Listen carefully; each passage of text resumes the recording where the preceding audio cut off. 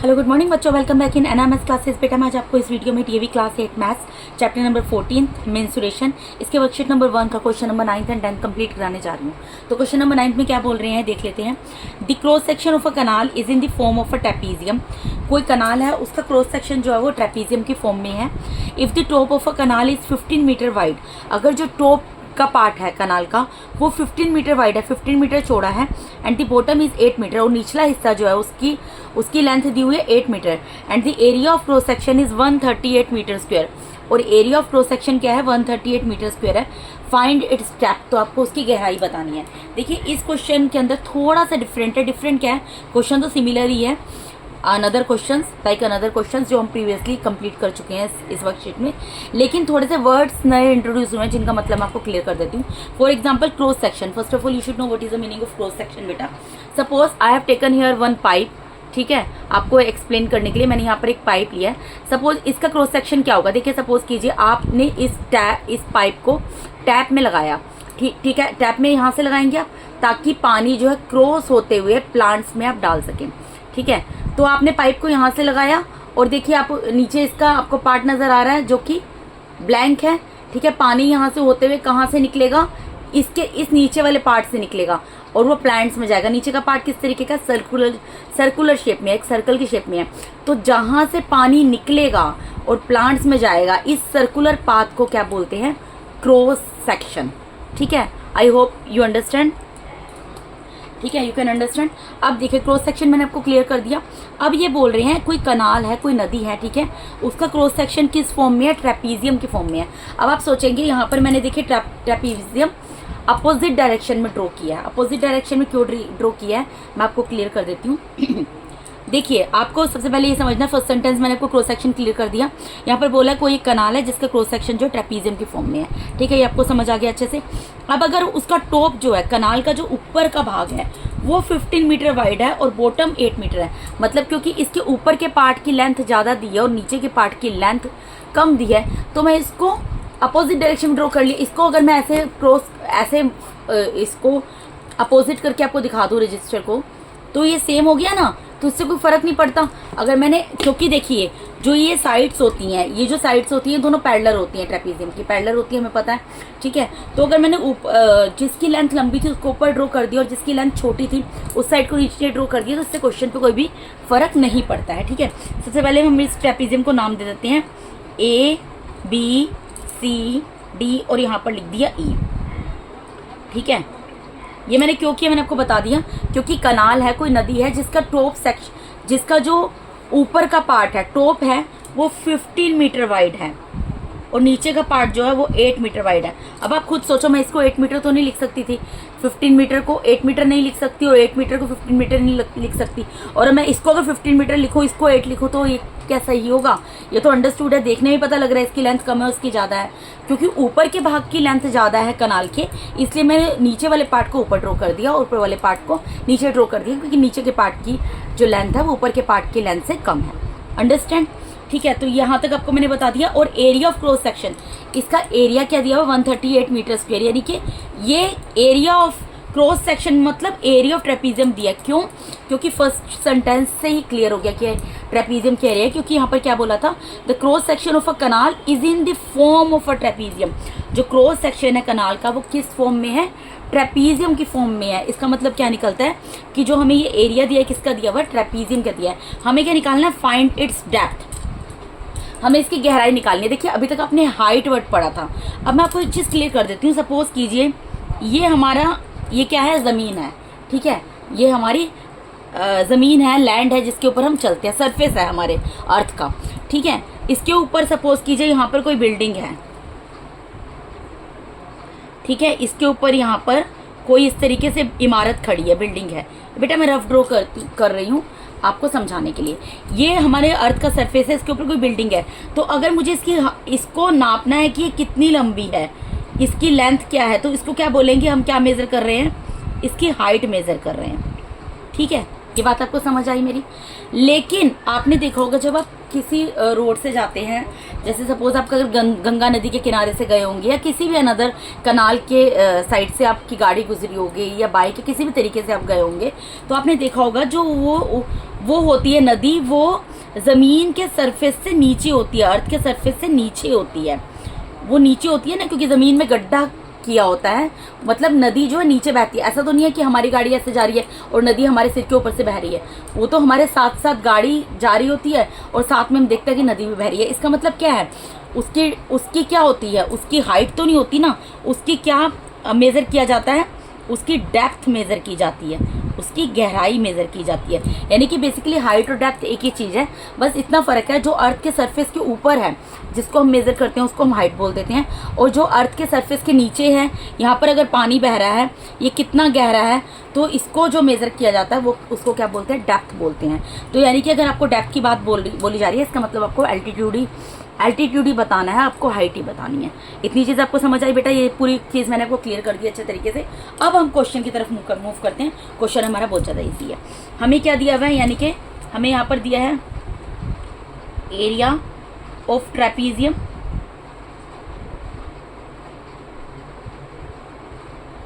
Area of trapezium क्यों बोल रहे हैं मैंने आपको वो भी क्लियर कर दिया। क्वेश्चन में कितना दिया है, 138 मीटर स्क्वायर। ठीक है जी। अब एरिया ऑफ ट्रेपीजियम क्योंकि 138 मीटर स्क्वायर है, तो एरिया ऑफ ट्रेपीजियम की जगह आपको क्या करना है, फॉर्मूला पुट करना है, half into sum of parallel sides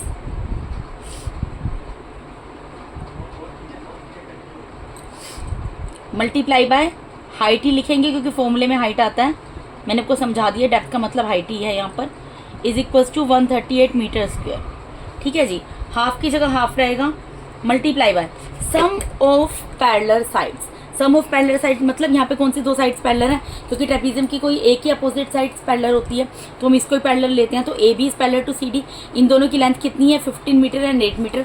तो इन दोनों का सम करना है, यानी कि क्या करना है यहाँ पर 15 + 8। ठीक है जी। मल्टीप्लाई बाय हाइट, हाइट तो हमें निकालनी है, तो हाइट को मैं एच से डिनोट कर देती हूँ, इज इक्वल्स टू 138। ठीक है। अब हाफ हाफ रहेगा, मल्टीप्लाई बाय, अब आपको क्या करना है, 15 में 8 को प्लस करना है, 15 और 8 को प्लस करोगे आएगा 23, multiply by h is equals to 138। ठीक है। हमें एच की वैल्यू निकालनी है बेटा, तो एच को एज इट इज़ छोड़ दो जहाँ पर वो है। ठीक है। इक्वल्स टू में 138 है, उसको एज इट इज़ छोड़ दो, यहाँ लगाओ मल्टीप्लाई का साइन। 1/2 डिवाइड, 1/2 क्या है, मल्टीप्लाई में है, इसका डिवाइड में जाएगा। देखो 1/2 क्या है, मल्टीप्लाई में डिवाइड में जाएगा तो उसका रेसिप्रोकल जाएगा, तो रेसिप्रोकल क्या होगा 2/1। ठीक है। ये मल्टीप्लाई में डिवाइड में जाएगा तो ये किधर चला जाएगा, नीचे जाएगा, क्योंकि 23/1 है तो 1/23 जाएगा तो नीचे चला जाएगा। ठीक है। अब आप क्या करो, यहाँ पर 20, देखो इसको मल्टीप्लाई करने से अच्छा है पहले आप इसको डिवाइड करने की कोशिश करो। 23 से 138 को आप डिवाइड कर लो। यहाँ पर मैं यहाँ पर 23 को 138 को 23 से डिवाइड कर रही हूँ। ठीक है।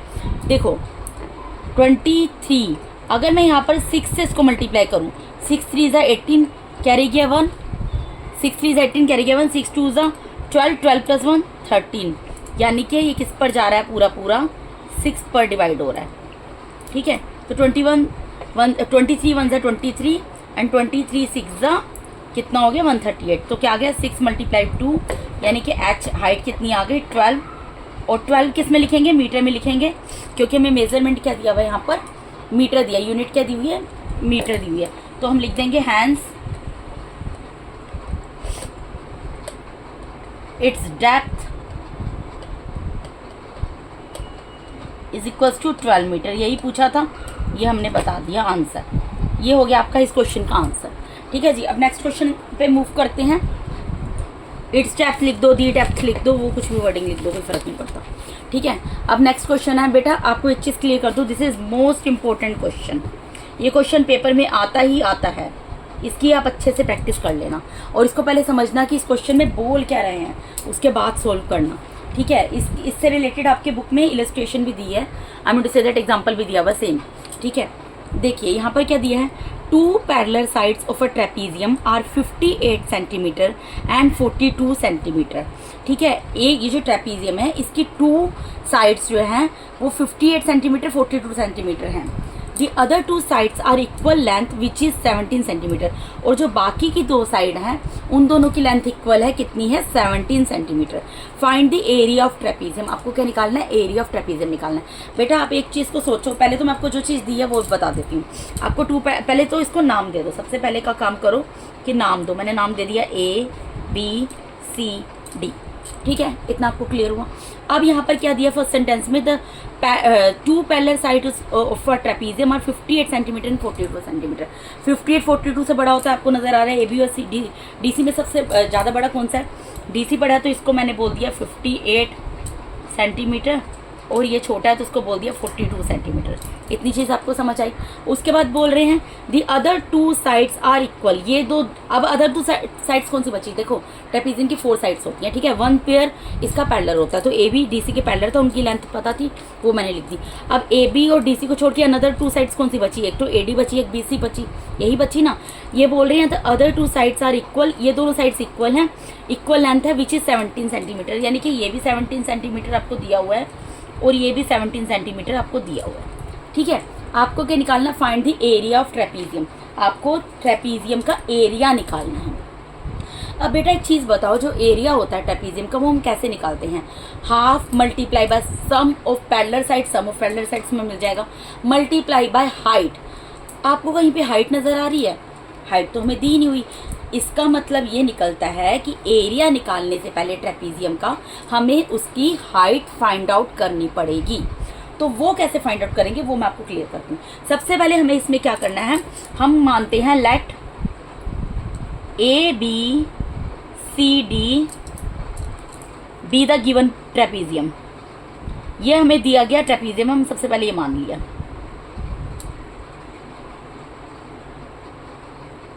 ठीक है, मैंने मान लिया कि ABCD जो है वो दिया गया ट्रेपीजियम है, जिसकी क्वेश्चन में बात की जा रही है।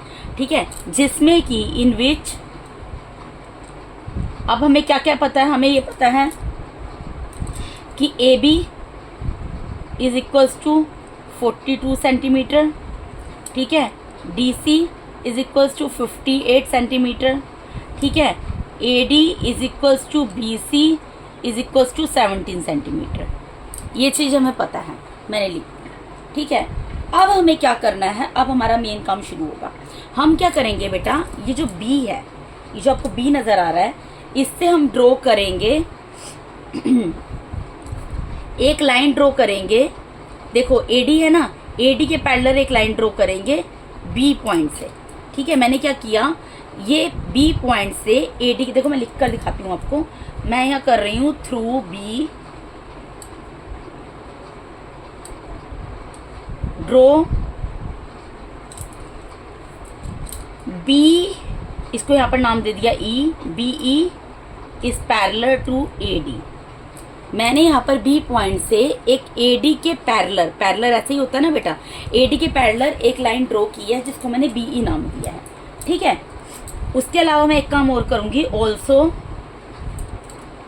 ड्रॉ,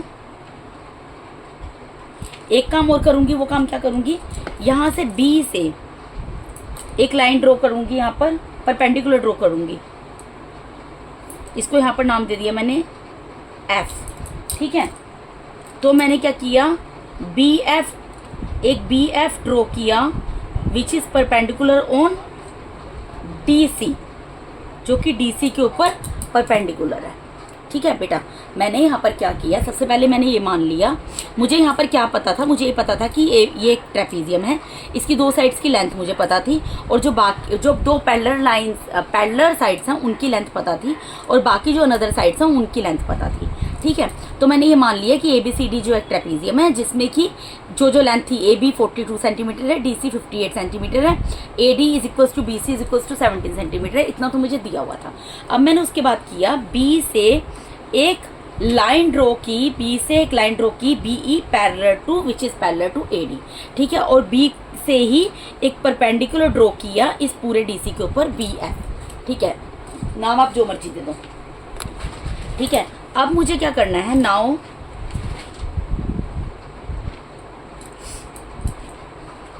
अब यहाँ पर EC, ये EC देखो, ये जो है ना लेंथ, ये किसकी है, ये इस पूरे की लेंथ है 58 सेंटीमीटर, D से लेकर D से लेकर C तक की लेंथ है। ठीक है, अगर मुझे EC की लेंथ निकालनी हो, EC कितना है, इतना पार्ट है, अगर मुझे इतने पार्ट की लेंथ निकालनी हो तो इतने पार्ट की लेंथ क्या होगी, अगर मैं पूरे DC में से इस DE को माइनस कर दूं तो मेरे पास EC की लेंथ आ जाएगी, EC की लेंथ आ जाएगी ना।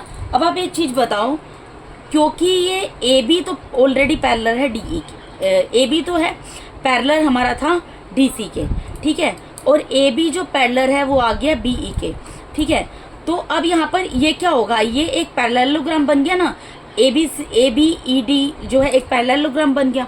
मेरे कहने का मतलब है यहाँ पर जो एक बात सोच कर देखो, ए बी की जितनी लेंथ है उतनी ही लेंथ डीई की होगी, जितनी लेंथ ए बी की है उतनी ही लेंथ डीई की होगी, यानी कि डीई की लेंथ क्या होगी, डीई की लेंथ क्या होगी, ए बी की लेंथ कितनी है 42, तो डीई कितना होगा 42 सेंटीमीटर होगा। अगर मैं खाली इसको देखूं कि मेरे डीई की लेंथ कितनी है, तो डीई की लेंथ क्या होगी बेटा, जितनी ए बी की लेंथ होगी उतनी ही डीई की लेंथ होगी, क्योंकि ए बी जो है वो डीसी के पैरेलल है, तो जितनी ए बी की लेंथ है उतनी ही डीई की लेंथ है, ठीक है। तो यहाँ पर डीई की लेंथ मुझे पता है। अब अगर मुझे ईसी निकालना है तो ईसी क्या निकलेगा, पूरे डीसी में से अगर मैं डीई को माइनस कर दूं तो ईसी की वैल्यू निकल जाएगी, ठीक है। तो ईसी क्या होगा, डीसी माइनस डीई, ठीक है। अब डीसी की लेंथ कितनी है, पूरे डीसी की लेंथ मुझे पता है 58 है, और डीई की लेंथ कितनी है, जितनी ए बी की लेंथ है, यानी कि 42, यानी कि अब मेरा ईसी की लेंथ कितनी आ गई, देयरफॉर ईसी कितना आ जाएगा, यहाँ पर 6, यहाँ पर 1, 16 सेंटीमीटर आ जाएगा ईसी। ईसी की लेंथ कितनी निकल गई, 16 सेंटीमीटर निकल गई। अब ईसी की लेंथ 16 सेंटीमीटर निकल गई, तो ईएफ क्या होगा, ईएफ क्या होगा, अब मैंने ईसी की लेंथ निकाल ली है 16 सेंटीमीटर, तो ईएफ क्या होगा, ईएफ एफसी के इक्वल होगा, EF is equals to FC, EF is equals to FC का मतलब क्या है, एफ मिड पॉइंट है ईसी का, यानी कि जितना मेरा पूरा ईसी है उसका हाफ होगा ईएफ और उसका ही हाफ होगा एफसी। तो यहाँ पर कैंसिल कर दो, 2 1 2 2 8 16, यानी कि कितना आ गया 8 सेंटीमीटर। ये कैसे आया है ये भी मैं आपको यहाँ पर क्लियर कर देती हूँ। यहाँ पे देखो, आप कंफ्यूज मत होना, ये देखो ये मैंने इक्वल कैसे लिखा है बेटा, और क्यों मैंने इसको बोला है कि ये मिड पॉइंट होगा, इस तरीके से क्यों बोल दिया मैंने, देखो यही फिगर दी हुई है ना। अगर मैं खाली इसको ड्रॉ करूं, अगर मैं खाली इतनी फिगर को ड्रॉ करूं, क्या दिया है बीईसी और यहाँ पर एफ, यही दिया हुआ ना। इसके अंदर मुझे ये चीज़ पता है बेटा, इस पूरे ट्रायंगल के अंदर कि जो है इसको मैंने ट्रायंगल 1 नाम दे दिया, इसको मैंने ट्रायंगल 2 नाम दे दिया, ठीक है। इन ट्रायंगल 1 एंड ट्रायंगल 2, इन दोनों ट्रायंगल के अंदर क्या चीज़ है बेटा, इसको मैं RHS से प्रूफ करूंगी, ठीक है। एक तो क्योंकि परपेंडिकुलर ड्रॉ किया था, दोनों एंगल 90-90 के होंगे, ठीक है। एक ये BF कॉमन आ जाएगा, और उसके अलावा सपोज करो मैं इसको एंगल 1 नाम दे देती हूँ, इसको एंगल 2 नाम दे देती हूँ, तो सबसे पहले मैं क्या लिख सकती हूँ, angle 1 is equals to angle 2, ठीक है, ये लिख सकती हूँ। क्यों, क्योंकि ईच 90 डिग्री का है, हर एक एंगल 90 डिग्री का है ना। मैं यहाँ पर इसको एंगल 1 नाम दिया, इसको एंगल 2 नाम दिया, तो angle 1 is equals to angle 2 लिख सकती हूँ, क्योंकि ईच एंगल 90 डिग्री का है, ठीक है। उसके अलावा मैं क्या लिख सकती हूँ, BE is equals to BC,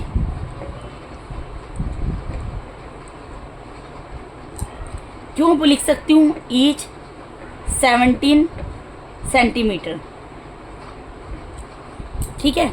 ये 17 सेंटीमीटर कैसे है बेटा, क्योंकि आप खुद सोचो, यहाँ पर AD जो है वो BC के इक्वल थी, और इन दोनों की लेंथ जो इक्वल थी 17 सेंटीमीटर। अब ये भी 17 सेंटीमीटर कैसे निकला, क्योंकि मैंने BE को ड्रॉ किया जो कि पैरेलल थी AD के, ठीक है। तो पैरेलल थी तो लेंथ भी इक्वल होगी, ठीक है, तो इसीलिए इसकी लेंथ यहाँ पर 17 सेंटीमीटर आई थी। तो इस तरीके से ये जो दोनों साइड है इनकी लेंथ इक्वल है, 17 सेंटीमीटर है, ठीक है। उसके अलावा क्या है, BF is equals to BF, कैसे, कॉमन, ठीक है। तो ये तो राइट हैंड साइड से प्रूफ हो गया, राइट एंगल दोनों बने, ठीक है। ये हाइपोटेन्यूज से प्रूफ हो गया, क्योंकि ये जो एंगल है इनके साइड, इनके सामने की साइड है ना 90 डिग्री ये है। अगर ये वाला ट्रायंगल है, इसका हाइपोटेन्यूज कहाँ पर है, यहाँ पर है, और एंगल 2 है, इसका हाइपोटेन्यूज कहाँ पर है, ये वाला है, तो हाइपोटेन्यूज से प्रूव हुआ। और ये एस साइड से BF इज इक्वल्स टू, एक ही कॉमन साइड है साइड से, तो RHS कॉन्ग्रुएंस कंडीशन से क्या हो गया कि हमारा ट्रायंगल 1 जो है वो कॉन्ग्रुएंट हो गया ट्रायंगल 2 के, ठीक है, ठीक है। अगर दो ट्रायंगल कॉन्ग्रुएंट है तो इसका मतलब क्या है, उनके जो बाकी बची हुई चीजें हैं वो भी इक्वल होंगी, बाकी कोरिस्पोंडिंग साइड्स जो होती है, corresponding sides of congruent triangle are also equal. तो इससे क्या प्रूफ हो गया, hence E F is equals to F C. ये पार्ट जो मैंने आपको यहाँ पर कर दिखाया है, ये आपको एग्जाम में करने की ज़रूरत नहीं है, ये मैंने आपको समझाने के लिए किया है कि आपको यहाँ पर ये चीज़ क्लियर हो जाए कि यहाँ पर ई एफ जो है वो एफ सी के इक्वल किस तरीके से आए। क्योंकि हमने ये जो दो ट्रायंगल थे इनको लेके कॉन्ग्रेंट प्रूफ कर दिया बाय RHS कॉन्ग्रेंस कंडीशन, जिससे क्या हो गया, कॉन्ग्रेंस जो ट्रायंगल होते हैं उनके कोरिस्पोंडिंग पार्ट्स होते हैं वो इक्वल होते हैं। आप ऑलरेडी पढ़ चुके हो, ठीक है। तो ई एफ जो है एफ सी के क्या आ गया, यहाँ पर कॉन्ग्रेंट हो गया, तो इक्वल आ गया इस वजह से ये ट्रायंगल, क्योंकि दोनों कॉन्ग्रेंट हो गए। तो इस तरीके से मैंने निकाली है E F is equals to F C is equals to 8 centimetre. अब मुझे ये पता लग गया, अब आप खुद सोच कर देखो, ये भी 8 सेंटीमीटर है, ये भी 8 सेंटीमीटर है। अगर मैं यहाँ पर ये वाला ट्रायंगल ले लूँ, in triangle B F C, देखो मैं यहाँ पर कौन सा ट्रायंगल ले रही हूँ, बी एफ सी, ठीक है। यहाँ पर ये 17 सेंटीमीटर है, इसको हमने निकाल दिया 8 सेंटीमीटर। बेटा देखो मैंने यहाँ पर क्या किया है, ये जो अब ये वाला ट्रायंगल है ना, इन दोनों की मैंने मेजरमेंट निकाल दिया ना, लेंथ निकाल दी कि 8 सेंटीमीटर 8 सेंटीमीटर। अब मैंने इसका ही हाफ, क्योंकि मुझे मेन क्या निकालना है, मुझे एरिया ऑफ ट्रेपीजियम निकालना है ना, उसके लिए मुझे हाइट चाहिए। तो मैंने क्या किया, ये वाला ट्रायंगल ले लिया। कौन सा ट्रायंगल ले लिया, बी एफ सी। अगर मैं बी एफ की हाइट निकाल लूंगी तो मुझे ट्रेपीजियम के लिए हाइट मिल जाएगी ना, तो मैंने इसलिए इस ट्रायंगल को ले लिया। इस ट्रायंगल को यहाँ पर ड्रॉ करके आपको दिखा दिया, इसकी जो साइड का मेजरमेंट है वो मैंने लिख दिया। अब कोई भी एक ट्रायंगल अगर उसकी दो साइड पता है तो तीसरी साइड हम निकाल सकते हैं। कैसे निकाल सकते हैं, बाय यूजिंग पाइथागोरस थ्योरम। कैसे, क्योंकि हमें पता है हाइपोटेन्यूज का स्क्वायर जो होता है वो बेस के स्क्वायर के प्लस परपेंडिकुलर के स्क्वायर के इक्वल होता है, ठीक है। अब हाइपोटेन्यूज की लेंथ हमें दी है 17, 17 का स्क्वायर कर देंगे, बेस की लेंथ दी है 8, तो 8 का स्क्वायर कर देंगे प्लस परपेंडिकुलर का स्क्वायर निकाल लेंगे, ठीक है बेटा। इसकी आप बेशक वैल्यू लिख दो, यहाँ पर लिखने की ज़रूरत नहीं है। वैसे अगर आप लिख कर दिखाना चाहते हो आप लिख कर दिखा सकते हो। मैं क्या कहना चाह रही हूँ मैं आपको बता देती हूँ। इस लाइन को काट देती हूँ, मैं यहाँ पर लिख कर दिखा देती हूँ। हाइपोटेन्यूज क्या है, यहाँ पर बी सी है, यानी कि बी सी का स्क्वायर इज इक्वल्स टू क्या होगा, बेस क्या है एफ सी के स्क्वायर के प्लस परपेंडिकुलर क्या है बी एफ के स्क्वायर के इक्वल होगा, ठीक है। अब वैल्यूज पुट कर दो जो मैंने की थी। बी सी आपको पता है 17 है, तो 17 का square is equals to F C क्या है 8 है, 8 का स्क्वायर प्लस बी एफ को बी एफ का स्क्वायर ही रहने दो। अब इसको आपको सोल्व करना है। देखिए मैं इधर करके दिखाती हूँ आपको। ये मेरे पास आया था, मैं यहाँ पर लिख कर दिखा देती हूँ बेटा, कंफ्यूजन ना हो। 17 का square is equals to 8 square plus B F का स्क्वायर। अब देखो 17 का स्क्वायर हम सबको पता है कितना होता है बेटा, 289 होता है, ठीक है। इसकी जगह 289 लिख दिया। 8 का स्क्वायर 64 होता है प्लस बी एफ का स्क्वायर। बी एफ के स्क्वायर को मैं इधर भी लिख सकती हूँ, ठीक है, और 289 अपनी जगह पर है। ये 64 प्लस में माइनस में चला जाएगा बेटा, ठीक है। तो बी एफ का स्क्वायर क्या आ गया, आप माइनस करोगे क्या आएगा बेटा, इसको 225 आएगा, ठीक है। 225 आ गया। अब बी एफ का स्क्वायर क्या हो गया, 225 हमें पता है किसका स्क्वायर होता है बेटा, 225 हम सबको पता है कि 225 15 का स्क्वायर होता है, ठीक है। अब बाय कंपेयरिंग बोथ साइड्स, दोनों साइड्स को कंपेयर करेंगे। By comparing both sides we get, हमें क्या मिलेगा बेटा, दोनों साइड्स को कंपेयर करके यहाँ पर स्क्वायर से स्क्वायर कैंसिल हो गया, यानी कि therefore B F is equals to 15 क्या सेंटीमीटर, और यही हमें यहाँ पर निकालना था, ठीक है। अब हमें ये पता लग गया कि बी एफ की लेंथ कितनी है, 17 स्क्वायर। बी एफ क्या है, आप देखो यहाँ पर बी एफ क्या है, हाइट है ना, और यही हमें निकालनी थी ना, तो हमें पता लग गई हाइट कितनी है 15 सेंटीमीटर। हाइट पता लग गई तो अब आप एरिया ऑफ ट्रेपीजियम का फॉर्मूला लगा दो यहाँ पर। देयरफॉर एरिया ऑफ ट्रेपीजियम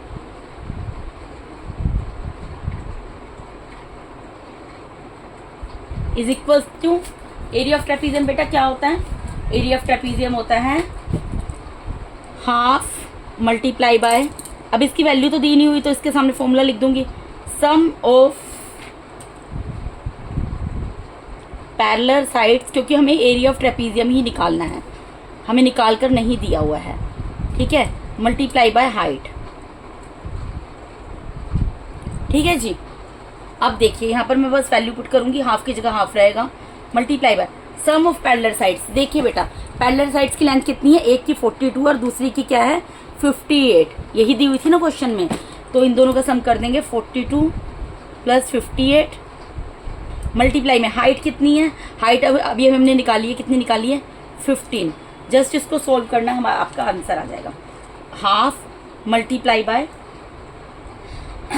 इन दोनों का प्लस करेंगे आएगा 100 मल्टीप्लाई बाय 15, 2 1 2, 2 5 10 और 1 0, 50 मल्टीप्लाई बाय 15, 15 को 5 से मल्टीप्लाई करेंगे तो आएगा आपका 750 सेंटीमीटर स्क्वायर। सेंटीमीटर स्क्वायर में इसलिए लिख रही हूँ क्योंकि एरिया है, एरिया हमेशा सेंटीमीटर स्क्वायर में आता है, यही हमें निकालना था। हैंस हम लिख देंगे the area of trapezium is equals to 750 centimetre square answer. ठीक है बेटा, मैं आपको एक बार दोबारा से फटाफट से रिपीट कर देती हूँ, इस क्वेश्चन को ध्यान से करना है, क्वेश्चन मोस्ट इंपॉर्टेंट है।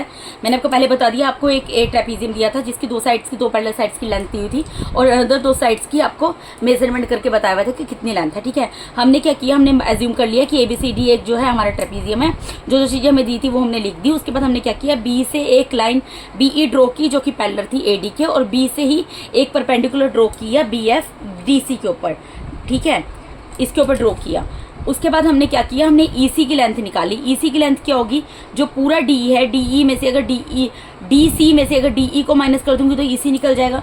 EC जब निकल गया तो हमने ये निकाला EF और FC इक्वल है। कैसे निकाला ये मैंने आपको बता दिया, ये इस तरीके से निकलता है। कॉन्ग्रेंट हो गए ट्रायंगल, अगर दो ट्रायंगल कॉन्ग्रेंट होते हैं कोई भी तो उनके कोरस्पॉन्डिंग पार्ट्स भी इक्वल होते हैं। तो इससे EF इक्वल्स टू FC निकल गया और उसकी लेंथ निकाली।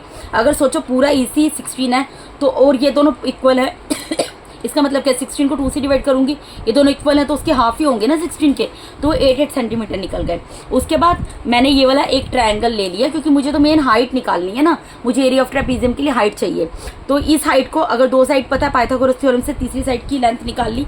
जब तीसरी साइड की लेंथ निकाल ली तो सिंपल उसको मैंने जो है एरिया ऑफ ट्रेपीजियम के फॉर्मूले में वैल्यूज को पुट कर दिया और मेरा आंसर निकल गया कि एरिया ऑफ ट्रेपीजियम क्या है। This is most important question, I am repeating again and again, kindly do more and more practice for this question, particular question.